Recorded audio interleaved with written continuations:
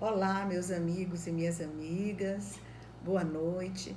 Novamente estamos aqui para estudarmos juntos uma lição do Evangelho. E como toda lição do Evangelho, a gente tem duas formas de fazer. Ou melhor, unindo as duas, talvez ficasse melhor. A primeira é sentir Jesus, compreender Jesus, que é a grande tarefa para aqueles que começam essa trajetória de falar a respeito das lições do Mestre Jesus. A segunda é interpretá-lo intelectualmente. Essa é a parte fácil, porque basta estudar e narrar. As narrativas todas estão no Novo Testamento, nos 4 evangelistas que nos trouxeram todas as lições e notícias do Mestre. Então, hoje nós vamos falar a respeito do capítulo 16, não se pode servir a Deus e a Mamon. E nós vamos fazer essa conjugação de interpretação entre os ensinamentos da nossa irmã Joana de Ângeles, na perspectiva da psicologia profunda. Tivemos também que dar mergulhos na obra da nossa irmã Amélia Rodrigues, para durante esses dias estarmos passeando pelas terras onde Jesus viveu, para podermos então conseguir falar a respeito de um tema tão difícil que é a verdadeira propriedade. Falar sobre propriedade é algo que os espíritos desprenderam, juntamente com os comentários de Allan Kardec, nesse capítulo 16 de O Evangelho segundo o Espiritismo. Eles teceram inúmeros comentários, orientações, para nos ajudarem a compreender em profundidade esse tema. Veja bem, quando reencarnamos, e aí a reencarnação no modelo espírita, porque há outros modelos, nós trazemos uma bagagem. Essa bagagem são os conhecimentos que nós temos, né? A parte intelectual, é a inteligência que nós já conseguimos desenvolver, são os valores éticos morais em patamares diferenciados para todos nós que já conseguimos conquistar. E aí aportamos aqui na Terra, através da reencarnação, com esses valores para enfrentarmos o nosso programa reencarnatório. E quanto ao tema estudado nessa noite, que se estabelece como não se pode servir a Deus e a Mamon, que é uma advertência interessante que está em alguns evangelistas, nós vamos ver no Evangelho, que foi a primeira tarefa que eu me propus, foi observar aqui no Evangelho quais os evangelistas que nos ajudaram. E aí nós vamos encontrar citações de Lucas, especialmente 5 citações de Lucas, de Mateus e Marcos, para embasar esse estudo da noite de hoje. Então, nós vamos ficar com Lucas, porque é a citação de Lucas que não se pode servir a Deus e a Mamon, que vai servir de norte para que a gente possa interpretar o tema. Algumas orientações das instruções dos espíritos foram nos dados por Fénelon, por Lacordaire, por Pascal, por 2 espíritos diferentes, protetores, que vieram nos ajudar a compreender a finalidade da riqueza na Terra. E nós sabemos como a maioria de nós almeja ter essa chance ou essa oportunidade, né, de ser rico. Eu lembrei agora de um caso de uma menina que aos 5 anos, os pais perguntando aos 4 filhos o que eles queriam ser quando crescessem. Todos queriam uma profissão, um queria ser médico, um queria ser engenheiro, o outro queria ser tradutor, e ela simplesmente respondeu: eu só quero ser rica. Olha que responsabilidade. Ela não sabia o tamanho dos deveres que ela estava tentando colocar nessa trajetória de ser rica. Vamos para alguns esclarecimentos bastante importantes, mas vamos ler aqui o que diz Lucas no seu trecho. Ninguém pode servir a dois senhores. Olha só a fala de Jesus. Porque ou odiará a um e amará o outro, já colocou uma diferença muito grande entre o ódio e o amor, ou se prenderá a um e desprezará o outro. Não podeis servir simultaneamente a Deus e a Mamon.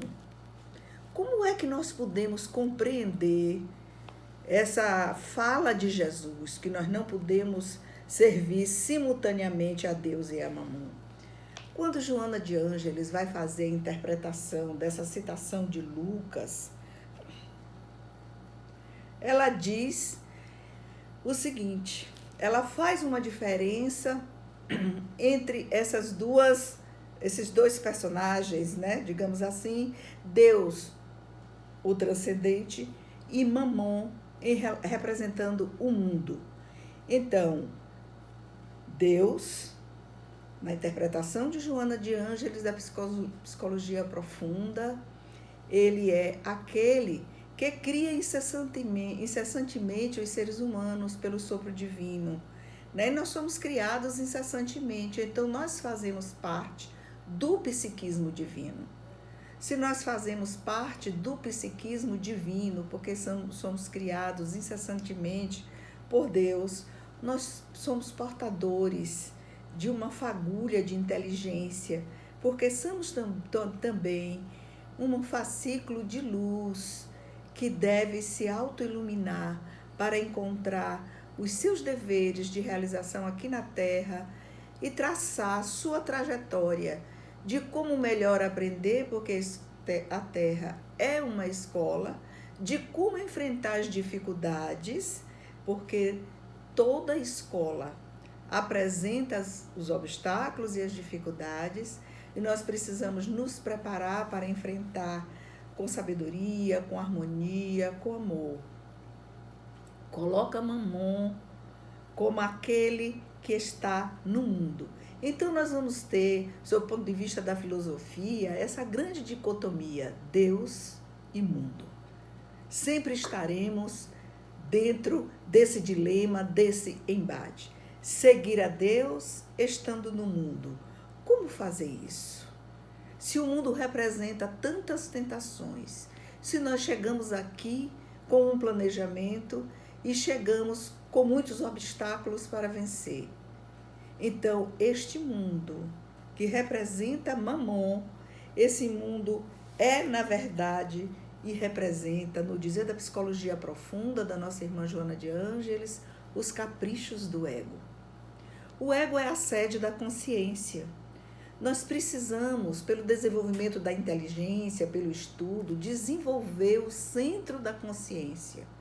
E quando a gente vai ampliando o centro da consciência, nós vamos então sabendo distinguir, discernir o que é melhor para a nossa trajetória aqui no planeta Terra. Em relação à questão da propriedade, né, qual é a verdadeira propriedade, que é uma pergunta que todos nós fazemos. O que é então uma propriedade? Uma propriedade, sob o ponto de vista da lei civil, é a posse que você tem de coisas, de objetos que você registrou. Você pode ter a posse e não ter a propriedade, mas a propriedade real e legítima é aquela que você foi ao cartório e fez o registro. Então, aquele bem, aquele objeto é seu, te pertence pela lei civil do lugar onde você está. Mas essa questão de Deus, que é a realidade em si mesmo, como é inacessível o nosso entendimento para Deus. E eu estava aqui pensando e lembrei agora do primeiro capítulo do livro Renúncia, do Emmanuel. Vocês conhecem? Eu acho que vocês deveriam ler esse livro.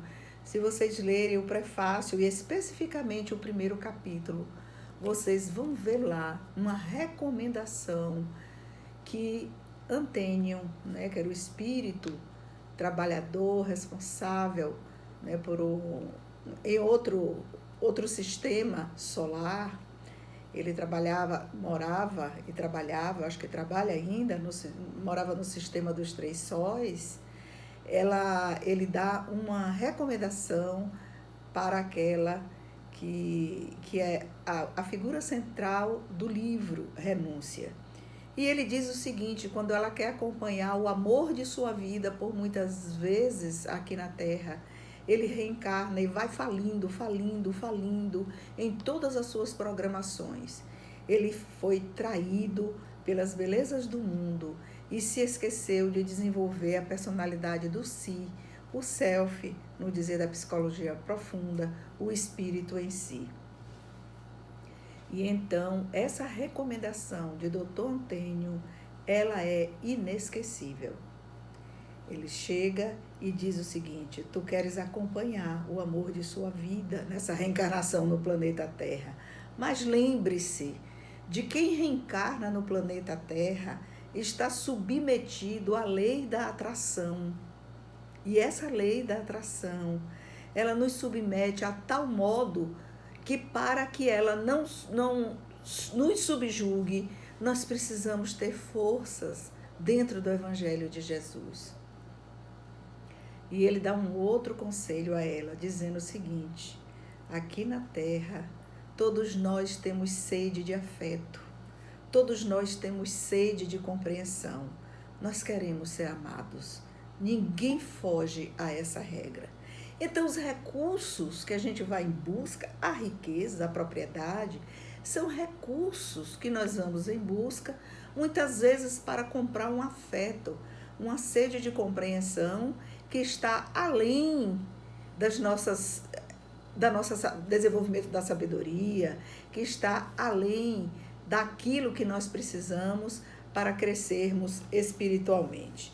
Bom, nessa proposta de Deus com a realidade do si, que é a proposta do autoconhecimento, do vai para dentro, no interior do homem que habita a verdade. Eu estou repetindo novamente o que eu disse no último encontro.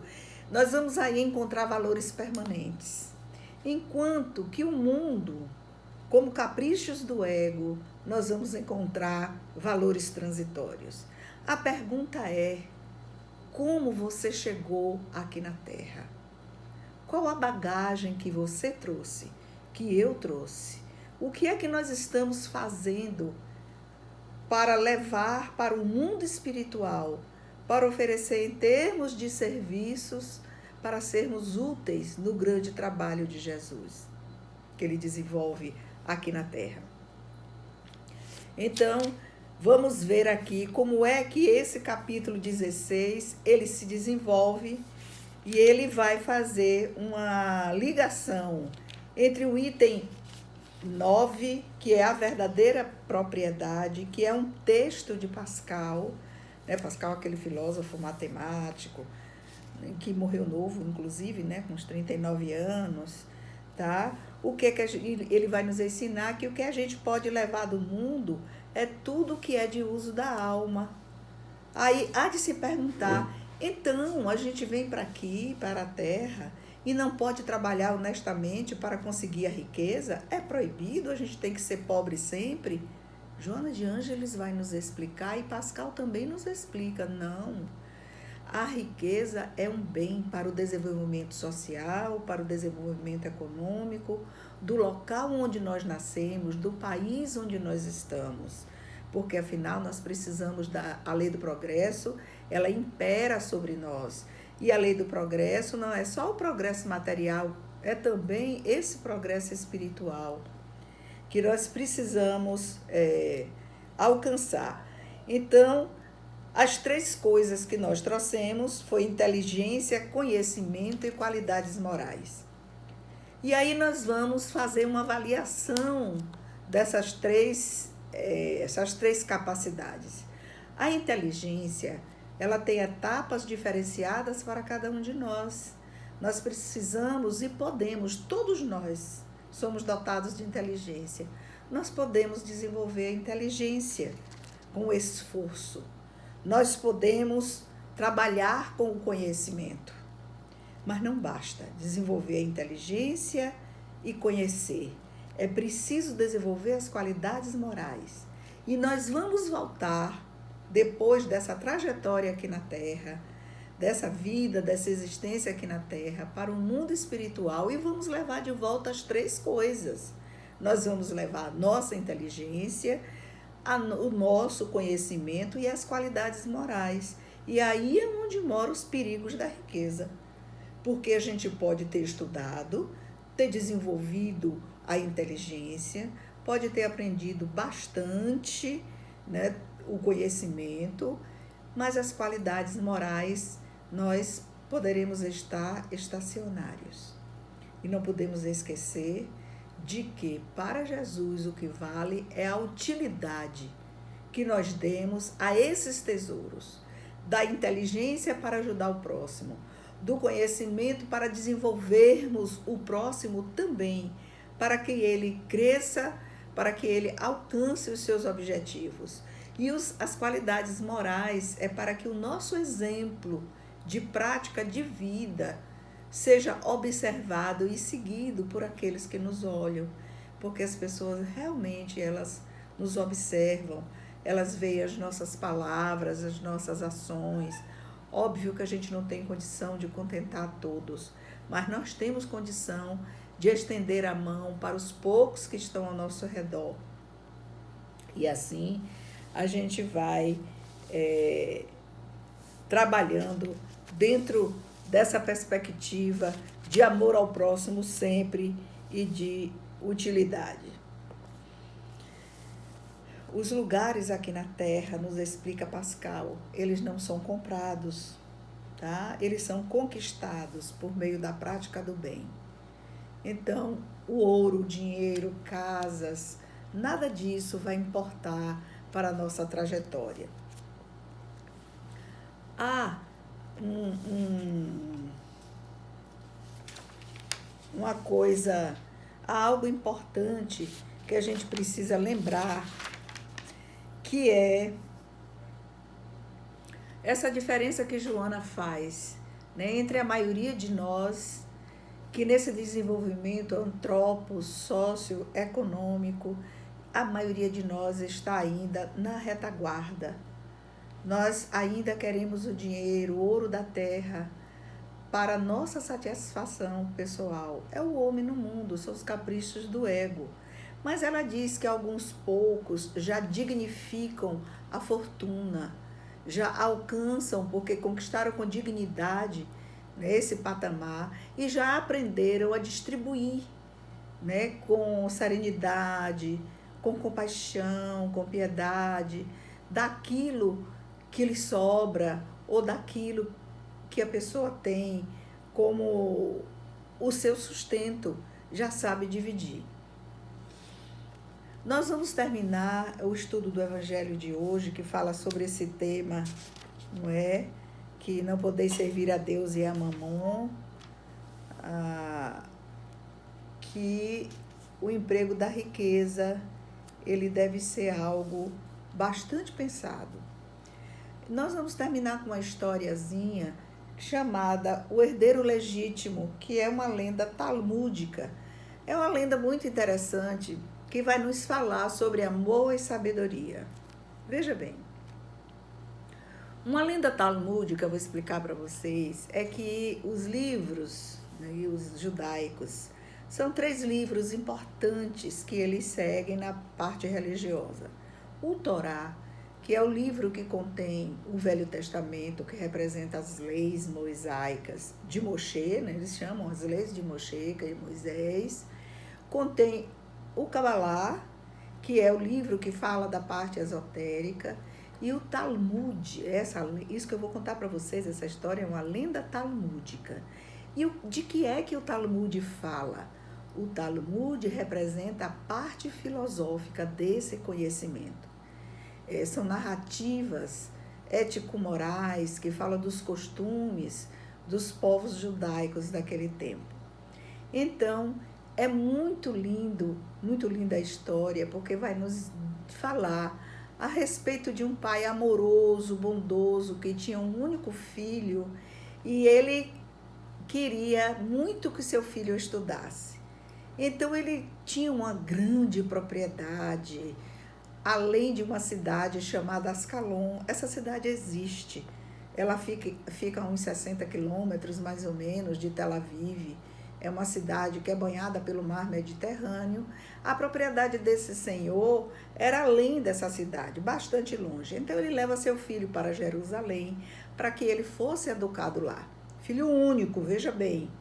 Olha a história. Então nós estamos falando de um homem muito rico, um homem que tinha muitas fazendas, que tinha muitas casas, que tinha muitos rebanhos. Ele era milionário, vamos falar, nem sei calcular o que é isso de milionário, mas tudo bem, vamos lá, né? E aí ele fica na fazenda e tinha uma pessoa de sua confiança, que era um escravo nascido na cidade de Ascalon, era um ascalonita, era o braço direito dele e era seu escravo, e ele fica lá esperando o filho receber a formação em Jerusalém. Quando terminasse todo o seu processo educacional, ele voltaria para assumir todo aquele patrimônio, toda aquela fortuna. Mas veja o que é o destino. Esse senhor, ele é acometido de uma doença grave, e ele, sentindo que ele ia morrer, ele fez um testamento. Olha o testamento, eu quero que vocês prestem atenção. Nesse testamento, ele deixa toda a sua fortuna para o escravo. E para o filho, ele coloca uma cláusula no testamento. A cláusula era: meu filho, sei que vou morrer. Tu podes escolher qualquer coisa de nossas propriedades, casas, rebanhos, mas será apenas uma coisa. E aí encerrou-se o testamento. Ele levou no tabelião, registrou, e logo de imediato ele vem a falecer. E o escravo tomou conhecimento do testamento, porque ele havia dado uma cópia, o escravo não sabia ler, mas levou para o tabelionato, e lá, quando o tabelião leu, ele ficou muito, muito feliz, porque agora ele era o dono de toda aquela fortuna enorme. Então, rapidinho, ele foi a Jerusalém para avisar o filho daquele senhor que o pai tinha falecido e dizer para ele que o testamento tinha deixado toda a fortuna para o escravo, que era ele.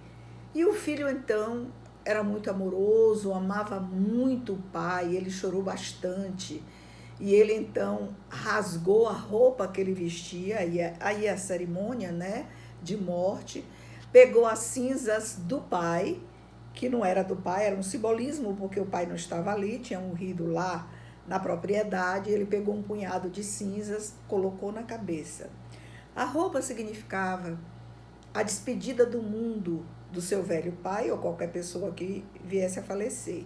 E as cinzas era para ativar a memória, para que ele não esquecesse nunca daquele sentimento afetivo, reconhecido e amoroso que ele tinha pelo pai.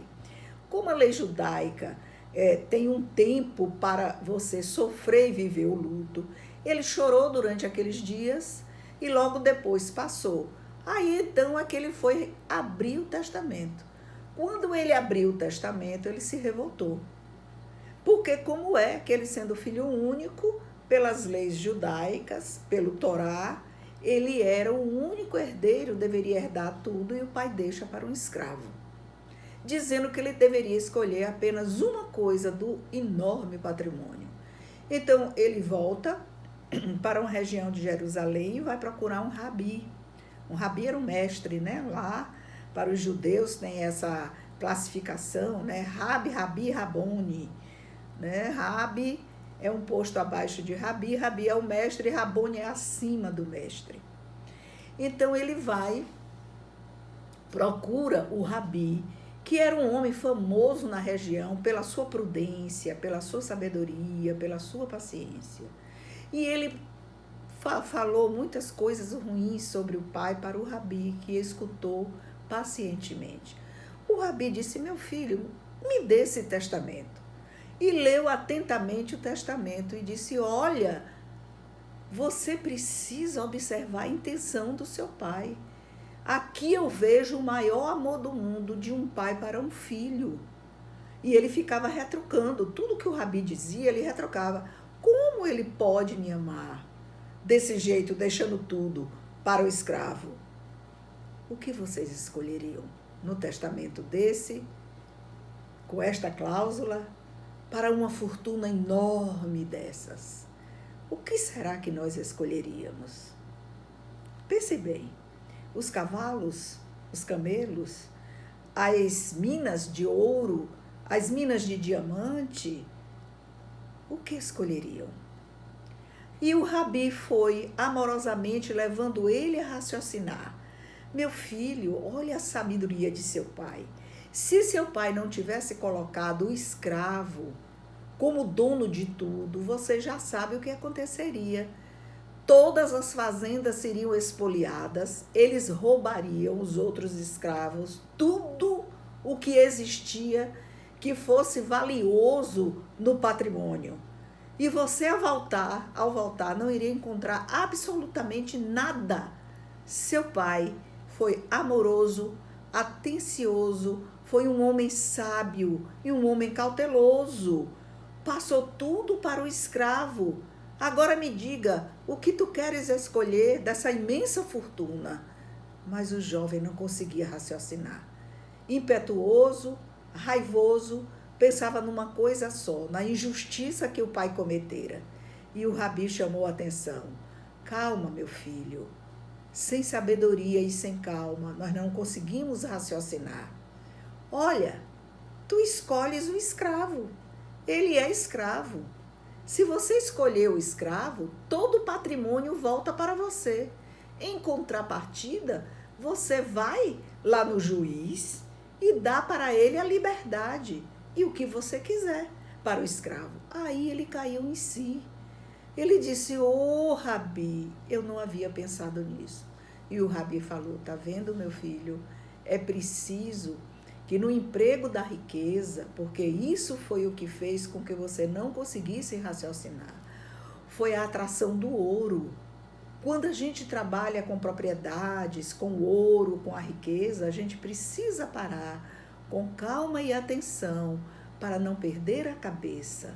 Vai lá, leva o teu escravo que está aqui na cidade de Jerusalém, vai ao juiz, registra, e ele precisa estar registrado no cartório, que tudo te pertence, porque a coisa que você está escolhendo é o escravo.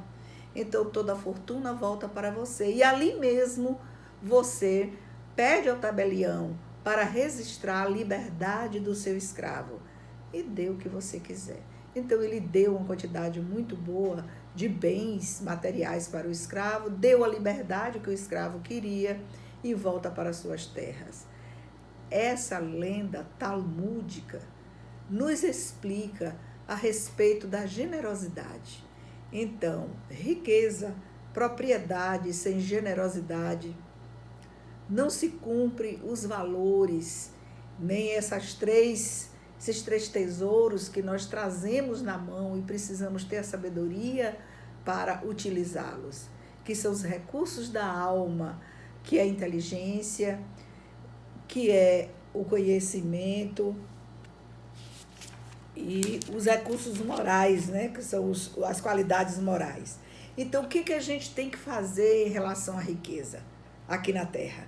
Trabalhar honestamente, se puder acumular, acumule, porque você vai acumular, dando emprego para milhões de pessoas, para matar a fome de muita gente, para ajudar as famílias a se desenvolverem, pague escolas, pague cursos, ajude as pessoas a crescerem intelectualmente, mas que os seus gestos sejam um recurso da alma, para que possamos seguir em frente, cumprindo aquilo que nós estabelecemos para o nosso processo reencarnatório. Que a paz de Jesus esteja conosco.